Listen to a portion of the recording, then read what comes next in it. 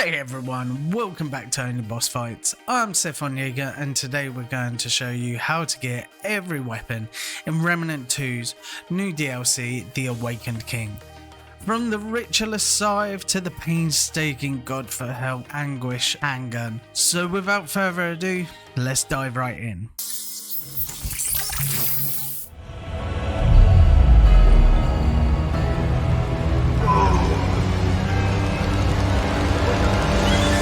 We're going to start off with the long guns, and the first one is the Monarch.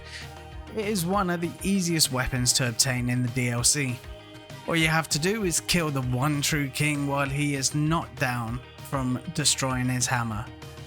The weapon is a fast automatic rifle, but the real power of this weapon is its weapon mod, the Chain of Command. This weapon mod fires a harpoon to mark a target, causing all primary fire to become homing rounds, dealing 15% reduced damage, but you can hit it wherever it is or whichever way you're facing. Enemies hit by the homing rounds build influence. Recasting exits this mode, but when your influence fills, Monarch automatically reloads and creates a shockwave, and the wielder becomes a tyrant, gaining 20% increased damage and infinite reserves. This lasts for a total of 20 seconds. The Sparkfire Shotgun is the only other long gun in the DLC. This is a normal weapon that can be upgraded to level 20. But it does fire incendiary shells that apply burning to all targets, which deal 30 damage over 3 seconds. Perfect for the new Ritualist archetype, which extends this time with its trait. The Sparkfire Shotgun is located at the bottom of the lighthouse in a locked room of the derelict lighthouse area. You will need to kill Gore Carver and Thunder Piercer aberrations to receive the key. Then you will need to interact with the key to change it for that door. Once used at the door, the key disappears and cannot be used at the door upstairs to enter the main lighthouse. Funny fact, this shotgun fires its pellets in the Chinese character for fire. Useless information added to your inventory. Right, next we're going to move on to the melee weapons. And the first one is nice and simple, it's the Steel Scythe. It is an improvised scythe that deals moderate damage, ideal for slicing and dicing. Because it is a normal weapon, it comes with no equipped weapon mod and can be leveled up to level 20. You can buy this from the weapon dealer by the firing range in Ward 13. Nice and simple. The next one is the Ritualist Scythe. This can be found in the Forgotten Commune area. You will have to find the 2 befouled altars in the area and defeat them. Defeating each one will give you one part of the weapon. Once you have both parts, view the hilt and interact with the connection point combining the 2 parts to make the Ritualist Scythe. The Ritualist Scythe weapon mod is a Reaver, which deals 10% additional damage to targets suffering from negative status effects.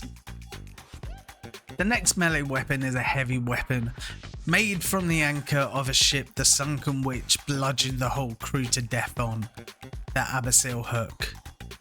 The Abyssil Hook can be found in the second part of the Forlorn Coast, in the sewers, which you can gain access by climbing down the well at the beginning of the area surrounded by those godforsaken demon pigs, or by going down the path by the World Crystal Fracture checkpoint and opening the gate. Kill all the enemies here and climb the ladder. This will lead to a manticore lair with not 1 but 2 manticores in it. Kill them both and head to the back of the lair to find the Abyssil Hook. This weapon does heavy damage with a high stagger modifier, and the weapon mod is Fathomless Deep. With charged melee increases melee stagger by 10% per stack for 5 seconds, and this can be stacked 3 times. The final melee weapon is the alternative reward for killing the one true king, Tormentor's Pummel, which then can be crafted into the WraithBringer. You have to kill the one true king by breaking his hammer, and when he's kneeled down, killing him then. WraithBringer is a mace that deals high damage with the weapon mod Awakening, that when receiving incoming damage increases melee damage by 5% per stack for 10 seconds, and this can stack up to 10 times.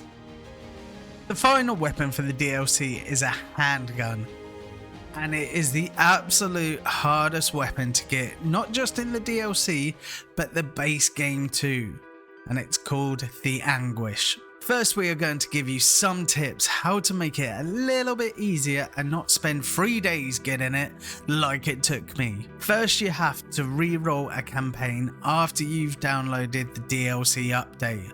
You cannot use an old campaign that was before the DLC update. If you don't do this, when you get to the labyrinth part, the Dran will not spawn.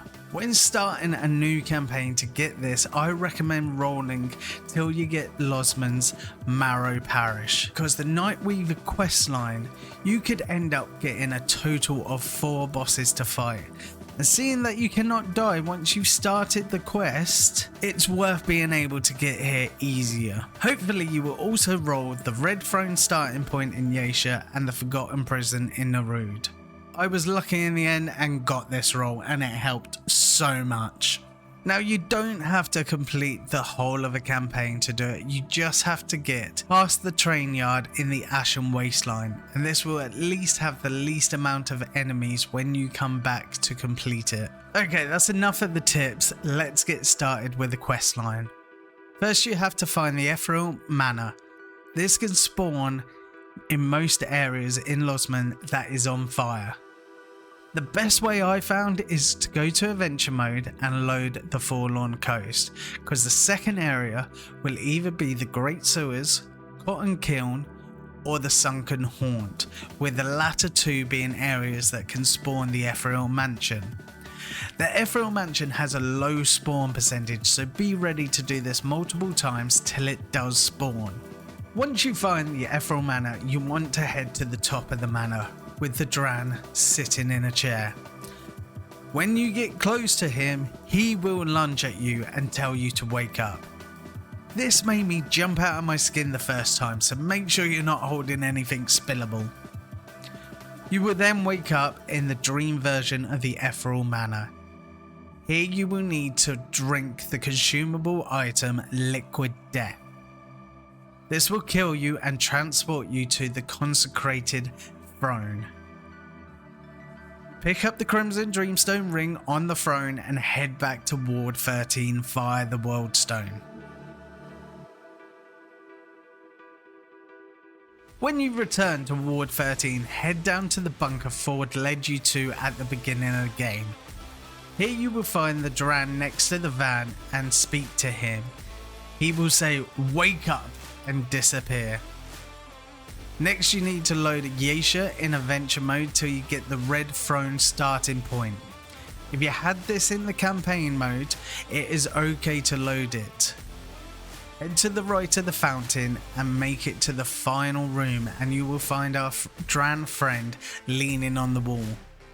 Speak to him till he disappears again. Now make your way to the labyrinth in campaign mode and go to the Fractured Ingress World Stone. From here, take either way up to behind the portal and you'll see the Dran taking in the scenery. Once you've spoken to him again, he will disappear again. Someone needs to put a lead on this guy. Head back to the World Stone and head to Tal Raf's Refuge, if you have it on campaign, or roll till you get the Forgotten Prison in adventure mode. Once at Tal Raf's Refuge, check the pods behind you to the left where you spawn at the World Stone, and again speak to him till he disappears. Now head to the Ashen Wasteland and head past the wrecked train yard checkpoint, and you will find him by the fence. This can be the most dangerous part of the quest because it still has some enemies to defeat before getting to the Dran. Remember, you cannot die now. Once you speak to him again and he disappears again, head to the Tormented Asylum in Losman and you will find him by the side of the Nightweaver's web. This time, once he disappears, you will receive the item Dran's Dream. Equip the Dran's Dream and use the item. You now will be transported to a new beautiful area called the Forgotten Knoll. You will see our Dran friend sitting there looking over the scenic water, and next to him is what we have been searching for, the occult vessel. Unfortunately, you cannot speak to the Dran at this point, and there's nothing else but the occult vessel. So take this crafting material back to Ward 13 and craft your reward, the Anguish. The Anguish is a medium-range shotgun capable of charging its shots to fire a devastating explosive rod. The weapon mod Loathe the Weak turns the shotgun into an automatic handgun, which rapidly fires volatile needles that explode after 1.5 seconds, dealing 30 explosive damage. Is the Anguish worth the effort? I'm not sure, but you can make your own minds up once you found it. Let me know in the comments if you like it or don't think it's worth all that effort. Right guys, that is all the weapons in the Awakened King DLC. Let me know which one of these is your favourite. Also, hit the like button if any of this helped you, and smash that subscribe button if you want to see more videos just like this one. You can also suggest videos and games you would like to see on either the community page or X at SiphonJaeger. Thank all of you for watching, and we'll see you next time on Only Boss Fights. Have an amazing week, you wonderful people.